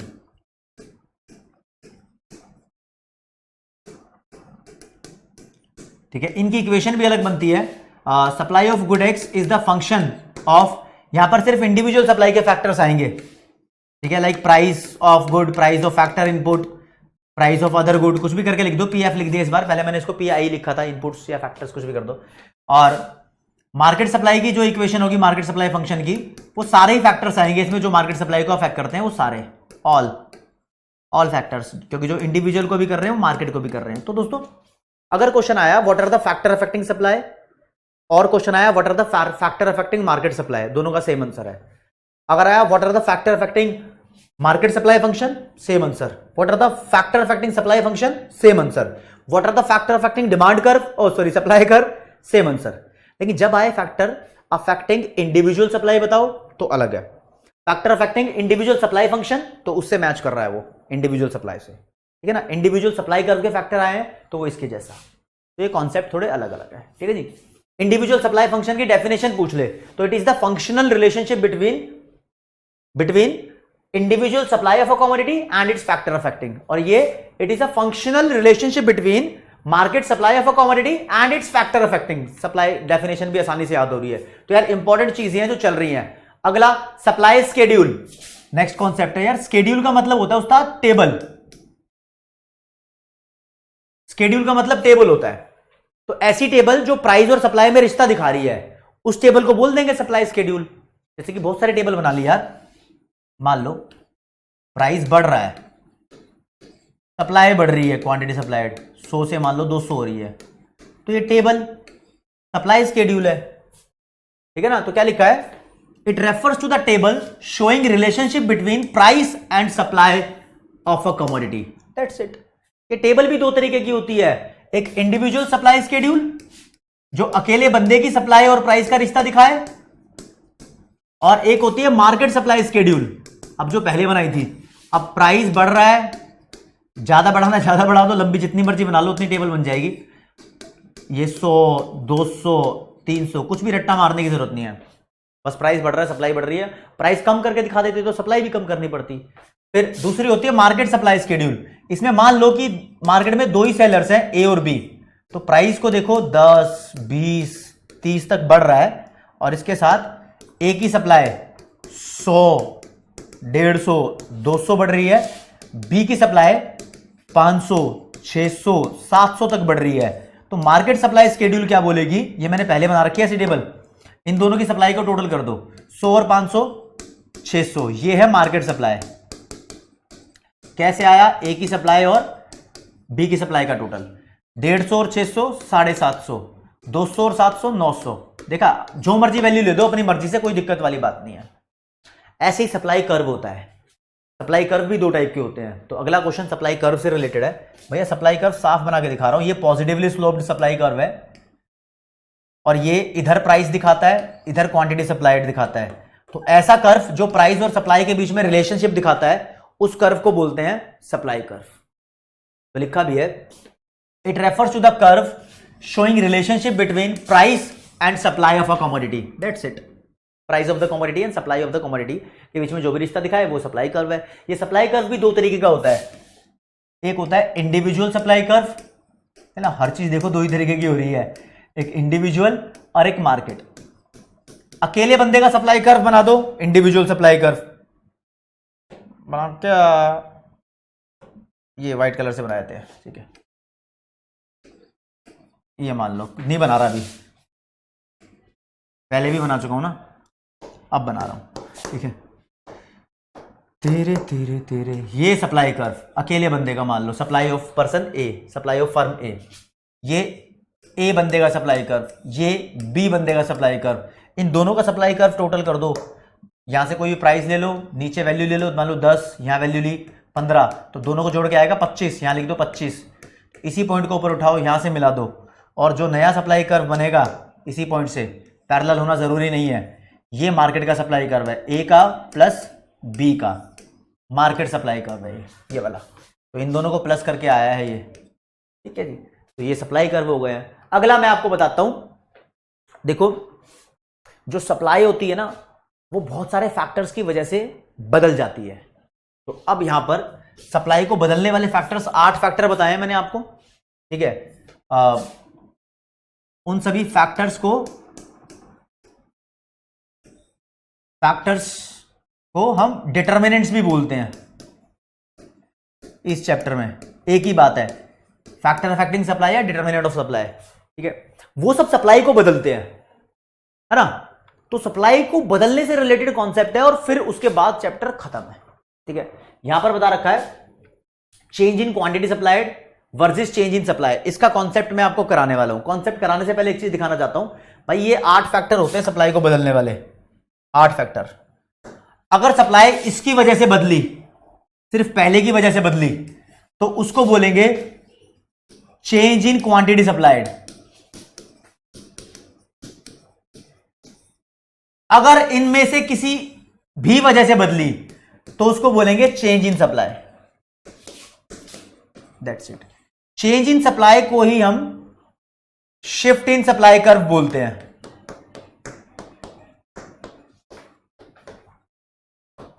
इस बात को ध्यान रखना। और चेंज इन क्वांटिटी सप्लाइड को हम मूवमेंट अलोंग सप्लाई कर्व बोलते हैं। कितना आसान हो गया ना, मूवमेंट अलोंग सप्लाई कर्व। तो भाई प्राइस की वजह से सप्लाई बदलती है, लॉ ऑफ सप्लाई बोलता है, पूरा प्रॉपर लॉ ऑफ सप्लाई से रिलेटेड कॉन्सेप्ट है ये। तो कितना इजी लेवल पे आपने इसको समझ लिया। अगर कोई पूछे कि क्या होता है ये चेंज इन क्वांटिटी सप्लाइड, तो it refers to the rise और fall in supply because of change in price of on good, only this, ठीक है। And what is change in supply? तो इट इज इंक्रीज और decrease in supply because of change in all this. ये सभी चीजों को change होने की वजह से, मतलब ये जो सारे हैं, लेकिन इसकी वजह से नहीं, है ना। Keeping the price of the own good constant की बात हो रही है यहां पर, ठीक है दोस्तों। तो सीधी सादी बात यहां पर की गई, चेंज इन क्वांटिटी सप्लाइड का मतलब जब सप्लाई सिर्फ प्राइस ऑफ ऑन गुड की वजह से बदले, की वजह से चेंज हो जाए। और चेंज इन सप्लाई का मतलब जब supply price of on good को छोड़कर, ये पहला प्राइस है, सारे प्राइस की बात नहीं कर रहा है, इनपुट्स अलग है, अदर गुड्स वाला अलग है, ऑन गुड को हटाकर या छोड़कर, हटाकर किसी और फैक्टर की वजह से बदल जाए, किसी और फैक्टर या डिटर्मिनेंट्स की वजह से बदल जाए, फैक्टर की वजह से चेंज हो जाए, तो उसको बोलेंगे चेंज इन सप्लाई। बहुत आसान भाषा में, बिल्कुल हिंदी की लैंग्वेज में लिख दिया ताकि दिमाग के अंदर चीजें घुस जाएं आपके। तो दोस्तों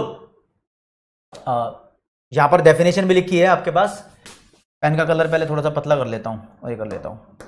चेंज इन क्वांटिटी सप्लाइड क्या होता है? तो यार इट रेफर्स टू राइज और फॉल, चाहे सप्लाई बढ़ जाए चाहे कम हो जाए, राइज और fall in the supply of a commodity due to change in price of on good. जब सिर्फ प्राइस ऑफ ऑन गुड बदलता है और सारे फैक्टर कांस्टेंट रहते हैं, ये लॉ ऑफ सप्लाई की स्टेटमेंट है, बिल्कुल लॉ ऑफ सप्लाई से रिलेटेड है और इसको ही मूवमेंट अलोंग सप्लाई कर्व बोलते हैं।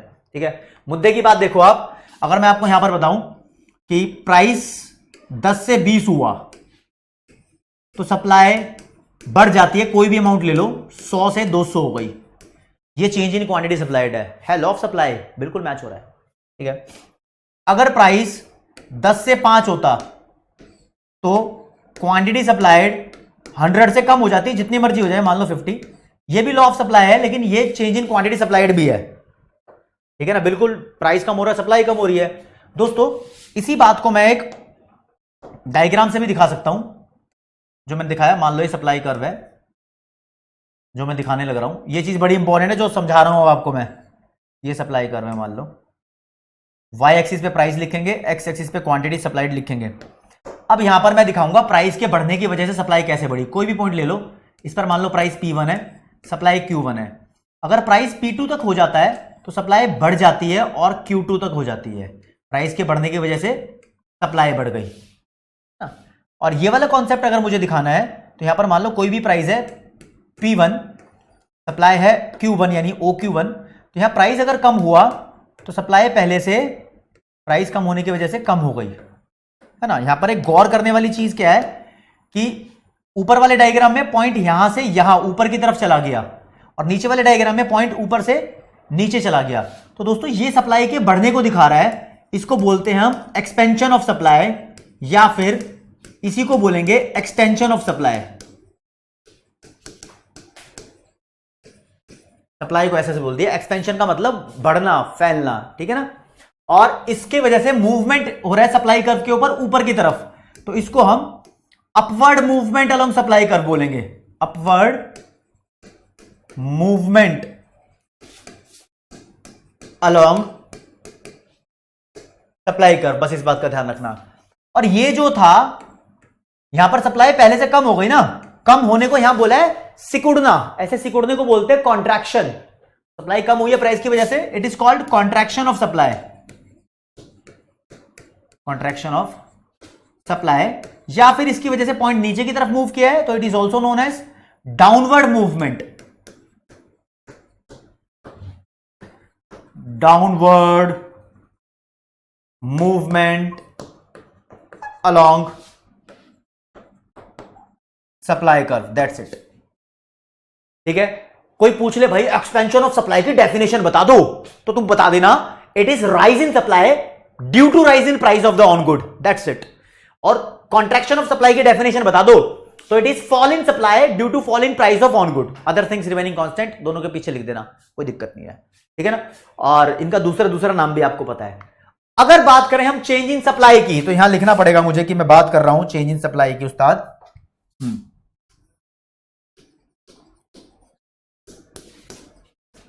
चेंज इन सप्लाई ये डिफरेंट कॉन्सेप्ट है चेंज इन क्वांटिटी सप्लाइड से। ये भी कहता है कि मैं दो तरीके का हूं, एक जब सप्लाई बढ़ जाए तो उसको बोलते हैं इंक्रीज इन सप्लाई, और जब सप्लाई कम हो जाए तो उसको बोलते हैं डिक्रीज इन सप्लाई। अब इसको दिखाते कैसे हैं, पहले दूसरा नाम भी देख लो इसका। इंक्रीज इन सप्लाई की वजह से सप्लाई का राइटवर्ड शिफ्ट होता है, तो it is also known as rightward shift in supply curve. भाई कर्व यहां शिफ्ट होता है इस चैप्टर में, हर एक में नहीं हो रहा था।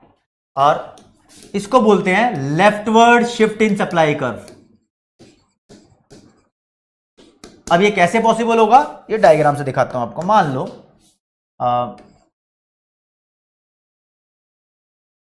ये सप्लाई कर्व है, ओरिजिनल सप्लाई कर्व है, पहला पहला प्यार की तरह पहला पहला सप्लाई कर्व है, ये सप्लाई कर्व है। अगर सप्लाई हरे से सफेद वाली जगह चला जाता है, S1 से S2 हो जाता है मान लो, तो सप्लाई बढ़ गई। कैसे पता लगा, कोई भी पॉइंट ले लो ये वाला, अब येलो कलर का इस्तेमाल कर रहा हूं, ठीक है। ये प्राइस बता रहा था कि पहले सप्लाई इतनी है Q1, लेकिन नए कर्व पे सप्लाई पहले से ज्यादा है, तो सप्लाई बढ़ती हुई यहां दिखाई दी है।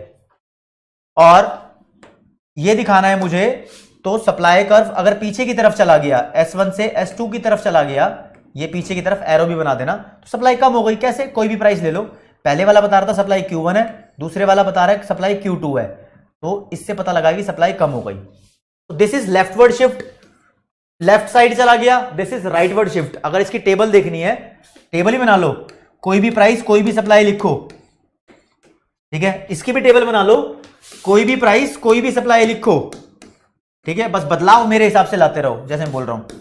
मान लो प्राइस नहीं चेंज हुआ, प्राइस चेंज होगा तो मूवमेंट अलोंग सप्लाई कर्व होगा। प्राइस के अलावा कुछ दूसरा चेंज हुआ है, पता नहीं क्या चेंज हुआ, लेकिन यहां लिखा ही नहीं हमने, वो लिखते भी नहीं है। उसकी वजह से सप्लाई 100 से 150 हो गई, या जो तुम्हारा मन करे उतनी इंक्रीज कर दो, टेबल बन जाएगी इंक्रीज इन सप्लाई की। प्राइस मान लो चेंज नहीं हुआ, 10 था 10 ही है, सप्लाई 100 से 80 हो गई, पहले से कम हो गई ना, this is decrease in supply और leftward shift in supply curve, ठीक है। बात समझना। क्वेश्चन अगर आ जाए एग्जाम में तो भैया चेंज इन सप्लाई के रीजन लिखो। चेंज इन सप्लाई को एक नाम से और जानते हैं ना, इसको शिफ्ट इन सप्लाई भी बोलते हैं, शिफ्ट इन सप्लाई कर्व, ठीक है। अब यहां क्वेश्चन देखो, क्वेश्चन की वैरायटी में आपसे क्या कह रहा हूं। यहां पर तो मैं आपको दो चीजें कराने वाला था, एक चेंज इन क्वांटिटी सप्लाइड मैं आपको करा चुका हूं, ठीक है। दूसरा चेंज इन सप्लाई करा चुका हूं, अब इससे रिलेटेड क्वेश्चन करा रहा हूं यार। हाँ ठीक है, क्वेश्चन आ गया, what are the factors affecting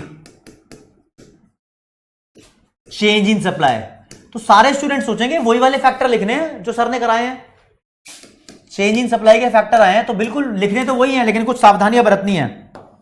change in supply अपने आप में कॉन्सेप्ट है, इसमें क्या करना है आपको, प्राइस को छोड़कर सारे फैक्टर लिखने हैं, ठीक है। अब प्राइस ऑफ ऑन गुड मत लिखना, प्राइस ऑफ इनपुट्स लिख सकते हो, प्राइस ऑफ अदर गुड्स लिख सकते हो, यानी चेंज इन टेक्निक लिख सकते हो, production technology, number of firm लिख सकते हो, गवर्नमेंट पॉलिसी चेंजेस लिख सकते हो, जितने चाहे उतने लिख दो, कुल मिला के एटसेट्रा और भी बनते हैं। यानी प्राइस ऑफ ऑन गुड को हटाकर कोई भी फैक्टर लिख दो,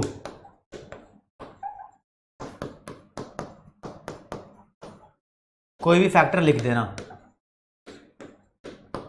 काम बन जाएगा आपका इसके अंदर, ठीक है। इस बात को ध्यान रखना, फैक्टर अफेक्टिंग अगर चेंज इन सप्लाई आ जाएगा तो ऐसे काम बनेगा आपका, ठीक है जी।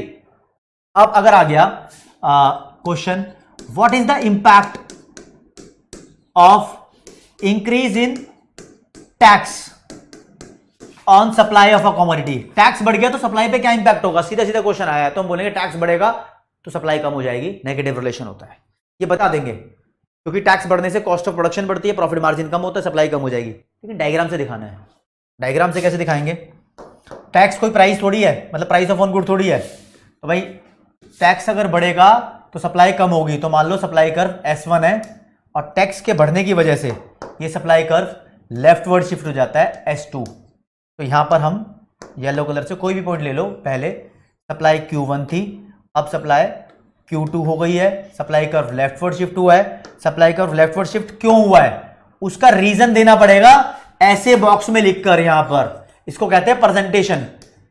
क्या होगा, टैक्स ऑन प्रोडक्शन बढ़ गया या फिर एक्साइज ड्यूटी कम हो गई, ऐसे डायग्राम आ सकते हैं। इसका उल्टा डायग्राम भी बन सकता था, अगर मान लो टैक्स कम हो जाता तो सप्लाई बढ़ जाती, ठीक है ना। अगर मान लो, अच्छा चेंज इन सप्लाई की डेफिनेशन बीच में लिखी हुई है, कोई नहीं।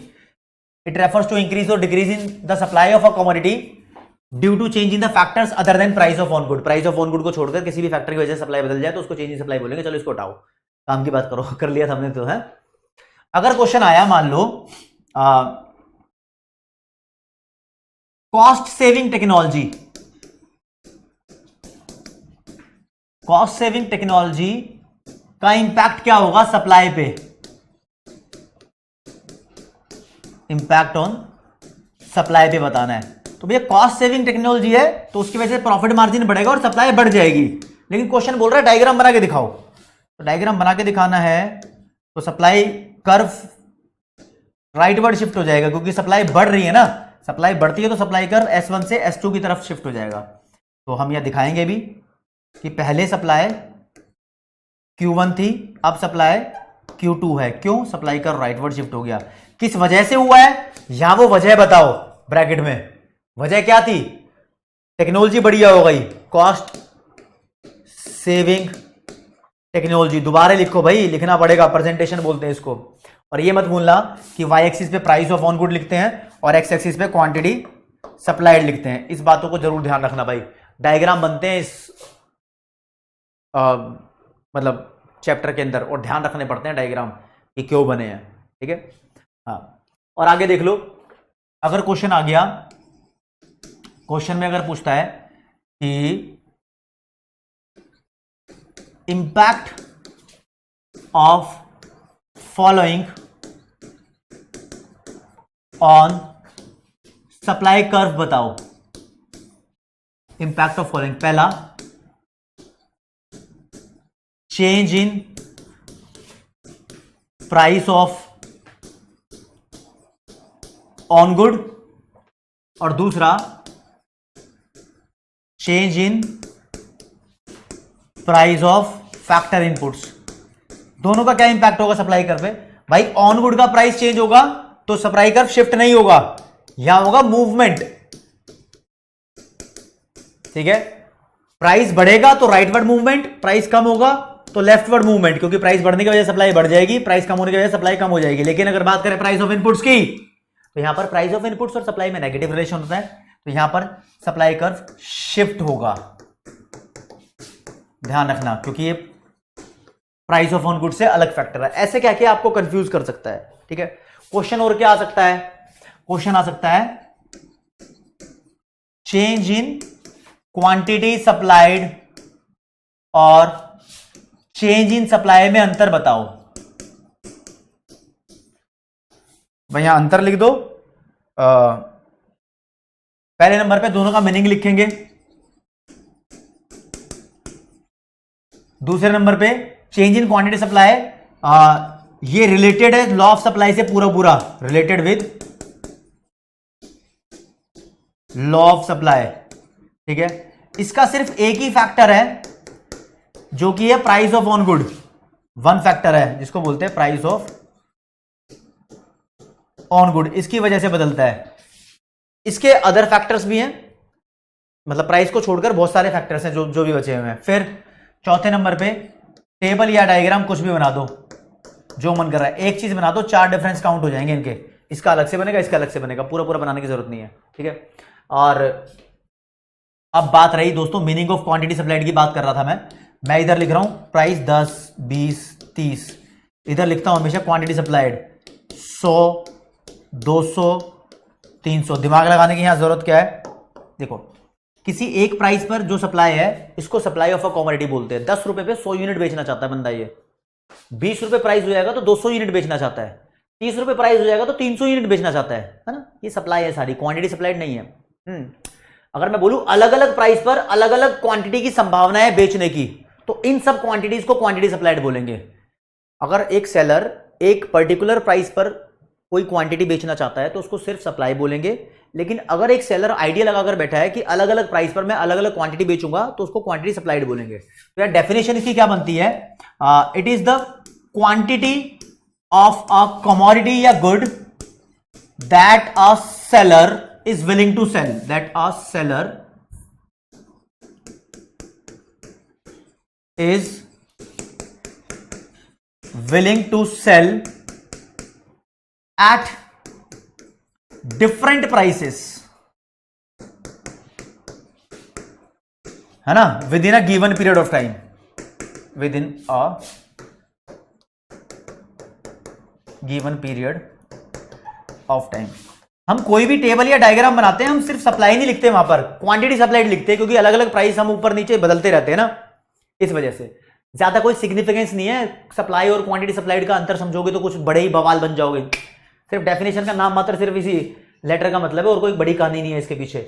बस अलग अलग प्राइस पर जब हम अज्यूम करते हैं 10 प्राइस होगा तो 10 यूनिट बेचूंगा, 20 प्राइस होगा तो 100 यूनिट बेचूंगा, 30 प्राइस होगा तो 500 यूनिट बेचूंगा, ऐसे सोचना क्वांटिटी सप्लाइड की बात कर रहे हैं। अगर ये सोच के निकला हूं घर से 10 रुपए प्राइस है तो 50 यूनिट बेचूंगा, कहानी खत्म। ये 50 यूनिट सिर्फ सप्लाई है, यानी अकेली अकेली क्वांटिटी सिर्फ सप्लाई होती है, ये बात ध्यान रख लेना। ठीक है जी। अगला क्वेश्चन आने से पहले इंपॉर्टेंट टॉपिक्स की लिस्ट है। लॉ ऑफ सप्लाई यहां से इंपॉर्टेंट है भाई, विद टेबल और डायग्राम। फैक्टर अफेक्टिंग सप्लाई आ सकते हैं, कोई भी एक फैक्टर आ जाएगा पेपर में, उसका डायग्राम भी बनाना होगा, तो पहले उस फैक्टर की एक्सप्लेनेशन जैसे मैंने बनाई है, उसके बाद डायग्राम। ठीक है। चेंज इन सप्लाई और चेंज इन क्वांटिटी सप्लाइड के बीच का अंतर इज वेरी इंपॉर्टेंट। फिर इंडिविजुअल और मार्केट सप्लाई के बीच में भी अंतर इज वेरी इंपॉर्टेंट। इसमें क्या करते हैं, इसमें पहले मीनिंग लिखते हैं कि इंडिविजुअल सप्लाई का मीनिंग क्या है, मार्केट सप्लाई का मीनिंग क्या है, फिर इसके फैक्टर लिख देते हैं कि इसके अफेक्टिंग फैक्टर कौन से, उसके कौन से हैं, फिर डायग्राम या टेबल दोनों में से कोई एक चीज बना देते हैं, तो 3 अंतर आसानी से बन जाते हैं। ठीक है जी। अब एक और क्वेश्चन हटके अगर मैं आपसे डिस्कस करूं तो assumption of law of supply क्या है?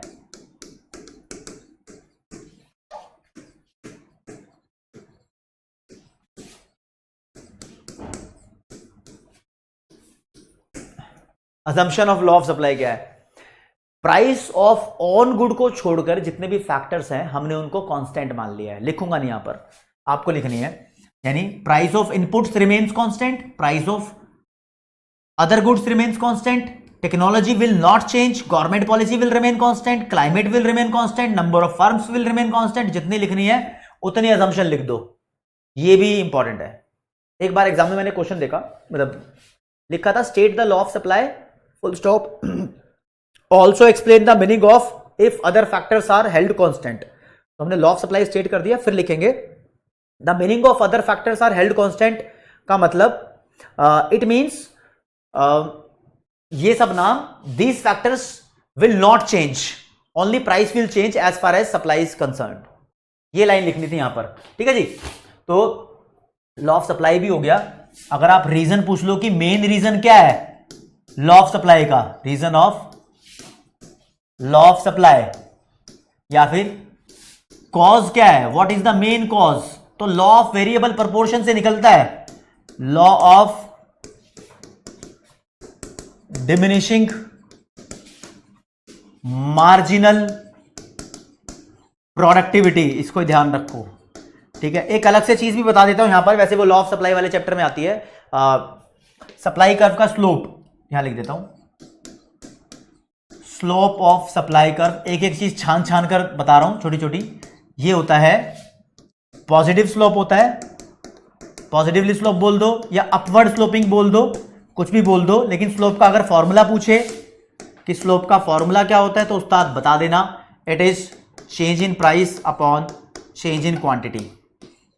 अच्छा, वैसे किसी भी चीज का स्लोप बताऊं आपको क्या होता है, जो वाई एक्सिस पे दिखाते हैं उसमें क्या चेंज है और जो एक्सिस पे क्या दिखाते हैं उसमें क्या चेंज है, दोनों को डिवाइड कर दो। इधर प्राइस दिखाते हैं, इधर क्वांटिटी दिखाते हैं, तो change in price upon change in quantity divide कर दो, मैथ्स से इसका स्लोप निकलता है। ये ट्रिक है, डीपनेस में क्या जाओगे। तो दोस्तों आज की क्लास में सप्लाई का चैप्टर हमने क्रिस्टल क्लियर पूरा खत्म किया है। आप कोई भी दिक्कत परेशानी फील करते हो तो बता देना मुझे। ठीक है जी। आज की क्लास में इतना ही दोस्तों, फिर जय हिंद, जय भारत, नमस्कार, धन्यवाद।